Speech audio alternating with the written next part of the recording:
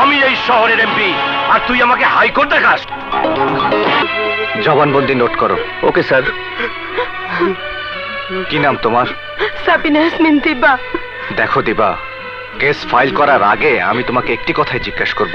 Are you sure তুমি এই case file করতে চাও? জি স্যার। দেখো, নর্মালি পুলিশ কেস তো রেজিস্ট্রি করে নেয়, কিন্তু রেপ কেসে সাধারণত ভিকটিম আদালতে তার জবানবন্দি বদল করে নেয়। আমি মধ্যবিত্ত ফ্যামিলির এক সাধারণ মেয়ে স্যার। আমার কাছে ইজ্জত ছাড়া আর কি বা আছে? কে কে ছিল ওরা?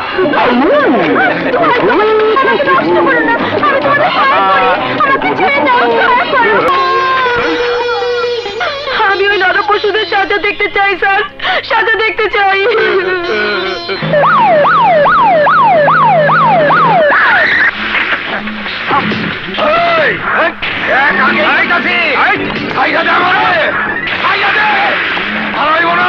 চল, তোরা জানোস না আমি কেরা?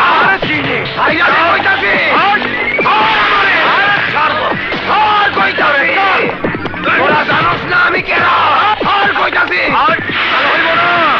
ভালো হইব না, আমি সব ভাইঙ্গা ছুঁয়া ফেলাবো। তোর কোমরের বেল্ট খুইলা আমি কুত্তার গলায় পড়াবো। আমারে কইতাছি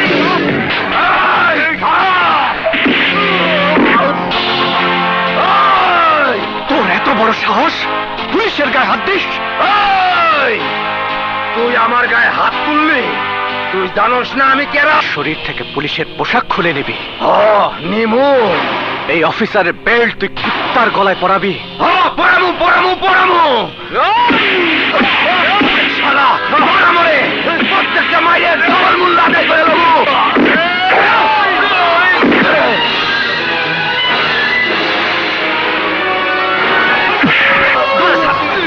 11, 12, 14। আমার কাছ থেকে ডাবল মূল্য আদায় করবে? হ্যাঁ, ডাবল মূল্য দিচ্ছি। এই নে। 15, 16, 17, 18,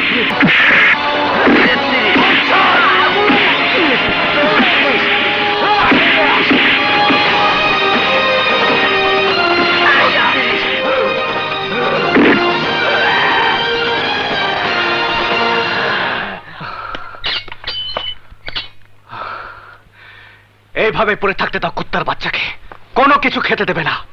আমিও দেখতে চাই কে আসে ওকে ছাড়াতে। Yes sir.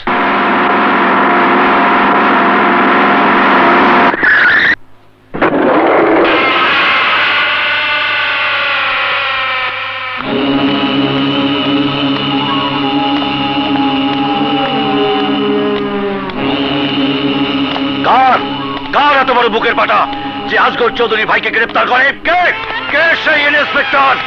আমি তাকে দেখতে চাই। এই কথা বলছিস না কেন? কথা বলছিস না কেন? ইংরেজিতে ঘেউ ঘেউ করবি না। এই শহরের এমপি আমি। যা, ছেড়ে দে আমার ভাইকে। আপনার ভাইয়ের নামে চার্জশিট হয়ে গেছে, ওকে ছাড়াতে হলে কোর্টের অর্ডার লাগবে। ওই ওই তুই চার্জশিট বানাইলি কোন সাহসে? কোন সাহসে বানাইলি? চার্জশিট ছিঁড়ে ফেল, তা না হলে বান্দরবনে ট্রান্সফার করে দেবো।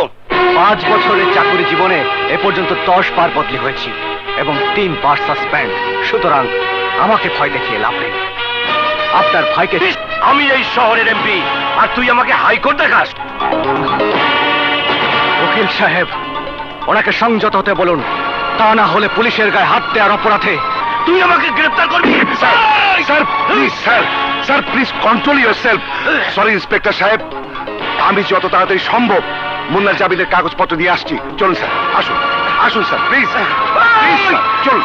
আমাকে গ্রেফতার করতে চাস? ভাইজান, ভাইজান, আমারে এইখান থেকে নিয়ে যাও। এই ইন্সপেক্টর একটা জল্লাদ, আমারে কুত্তার মতো পিটাইছে। হারামখোর, তুই এসব করতে গেলি কেন? বেয়াদব। ভুল হয়ে গেছে ভাইজান, ভুল হয়ে গেছে, আর হইব না। ঠিক আছে ঠিক আছে, আমি দেখছি কি করা যায়।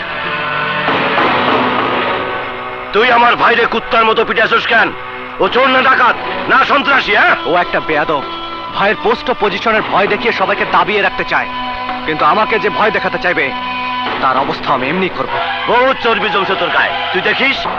আর তখন আমি তোরে খোসাইয়া খোসাইয়া মারুম। এই পোশাক কারো বাবার দেওয়া উপহার নয় যে কারো গোলাম হয়ে থাকবে। দিন পুলিশ আর দেশ থাকবে না, একটা বেশ্যাখানে আর্মি তোদের মতো নেতার ভাওনা হয়ে নেতারা এই দেশটাকে বিক্রি করে দেবে। ওই ওই ওই বন্ধ কর তোর ভাষণ। বহুত হয়েছে, এখন দেখ আমি কি করি। আমাকে যা কিছু করার পরে করবেন, এখন যা কিছু করতে হয় নিজের ভাইয়ের জন্য করুন। নাও প্লিজ গো। মাগলি, চোরাকারবারি, ড্রাগস পাচার, দুনিয়াতে এমন কোনো খারাপ কাজ নেই যা দিয়ে সে টাকা কামাই করেনি। গরিবদের শোষণ করে, অসহায় মানুষদের অত্যাচার করে, এতিমদের সম্পত্তি গ্রাস করে আজ সে নেতা হয়েছে। তার ভাই রেপ করবে না তো কে করবে? তবে এখন সময় এসেছে জনতার সামনে ওই শয়তানদের মুখোশ খুলে দেওয়ার।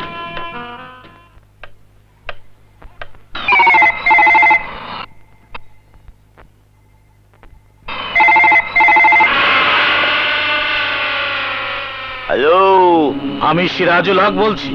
বল কুত্তা, কি বলবি বল। আমার ভাইয়ের খবর শুনে তুই যে লাফাই উঠছোস, ভাবছোস আমি তা জানি না। বল হারামি, এখন তো তোর ঘেউ ঘেউ করার মক্ষম সুযোগ, তাই না কুত্তা? আহ চৌধুরী সাহেব, আপনি ভুলে যাবেন না আপনি এখন জনপ্রতিনিধি, সুতরাং আপনার মুখে এসব আজে বাজে শব্দ মানায় না। আরে হারামি, কোনটা ন্যায় আর কোনটা অন্যায় তা কি তোর কাছ থেকে শিখতে হবে? তা শিখতে হবে না, কারণ আপনাকে শেখানোর মতো এত জ্ঞান আমার এখন হয়নি। তবে আমি আপনাকে ফোন করেছি এইটুকু বলার জন্য, এবার আর আপনার ভাইকে বাঁচানোর চেষ্টা না করলেই আপনি ভালো করবেন। আরে হারামি, তুই কি মনে করছস আমার তুই চেনস না? কালকের মধ্যে যদি আমার বাইরে ছাড়াই আনতে না পারি তাহলে আমার নাম আজগর চৌধুরী না। চৌধুরী সাহেব, বড়জোর আপনি আপনার ভাইকে জামিন দিয়ে ছাড়িয়ে আনতে পারবেন, কিন্তু তাতে কি ওর অপরাধ মাফ হয়ে যাবে? যাবে না চৌধুরী সাহেব, যাবে না। আমি ইন্সপেক্টর রাজাকে ভালো করেই চিনি। ওকে আপনি টাকা দিয়ে, শক্তি দিয়ে, ভয় দেখিয়ে কিনতে পারবেন না।